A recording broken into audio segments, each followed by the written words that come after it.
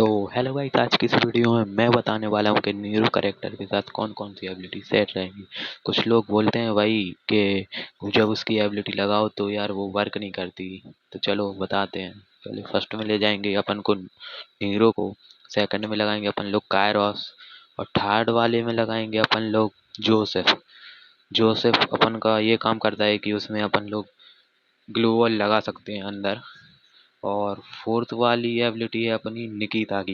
निकिता में जब अपन लोग लगाएंगे तो वो उसकी हीलिंग बैटल मतलब कम करेगी, मतलब वो मेडिकेट थोड़ी देर बाद करेगी।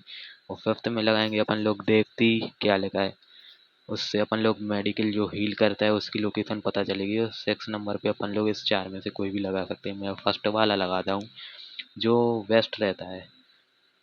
और मिलते हैं नेक्स्ट वीडियो में, जब तक के लिए जय भारत, जय